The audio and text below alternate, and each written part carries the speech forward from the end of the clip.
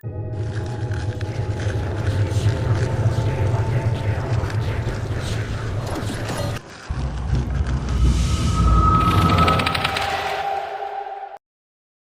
is a true life story of a woman who sold drinks at a road in a boundary village plied by interstate travelers.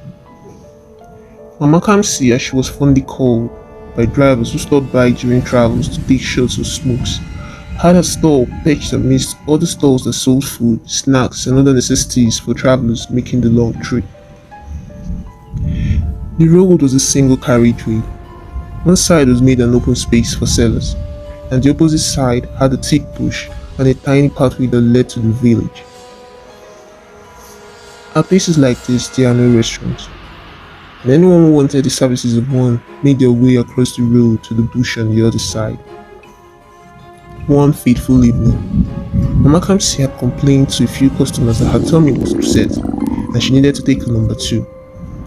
Calling out to a neighbor to watch her stall for her, she made her way across to the other side, bounding through the bushes, searching for a convenient spot. Locating a perfect spot, she squatted to carry out her business when something suddenly caught her attention. A few yards away, she saw a sturdy tree shake violently. Spooked by the sight, Makamsi forgot all about her tummy troubles as she struggled to make sense of what she was saying. The tree continued to shake for some time, and out of the ground beneath it, a big black snake crawled out. It slithered toward the tiny pathway leading to the village and then stopped right on it. The snake suddenly transformed into a large black goat. This goat looked left and right, as if trying to make sure that no one was around, and then it transformed into a voluptuous, unclad woman with a pretty face. The strange lady looked around her, just like the goat did moments ago. Satisfied that no one was watching, she stamped her feet suddenly on the ground, and immediately she was dressed in the sexiest black dress and high-heeled shoes Mama Kamsi had ever seen. After which, the mysterious lady walked towards the main road and stood, just waiting. From where she squatted, transfixed, Mama Kamsi blinked rapidly, trying to make sense of what she had been seeing. Her body was trembling, and her head felt like it had swollen 10 times its original size. Unable to move for fear that the strange being might notice her, she remained quiet, wondering why the lady was waiting at the roadside. Just then, a white jeep slowed to a stop in front of the strange lady.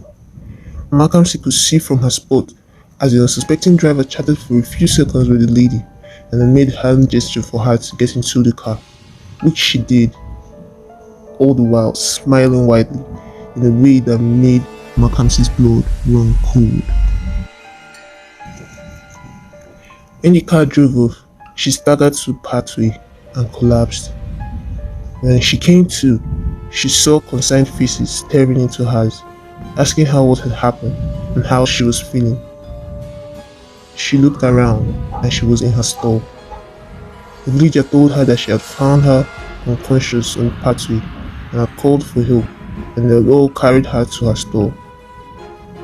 She then explained to everyone what she had seen moments after. No one seemed to believe her, as there was no evidence to attest to the fact that her story was true. There was no evidence both at the site of the tree or the surrounding areas when they checked. She was advised to take a shot of a herbal concoction, as her fainting and unfounded stories could be a symptom of malaria. In the days that followed, Mama Kamsi lost interest in everything and hardly even spoke. She could sit for hours, staring in space when she was at home, or across the road, looking into the direction of the bush when she was at her stall. Not long after, her stall was closed down as her mental health continued to worsen. Her son sought professional help for his mother, but nothing seemed to be working. Deep in her thoughts, she was probably wondering what had happened to the ignorant driver of that fine vehicle. the young man who had picked the strange creature bearing the skin of a hooker.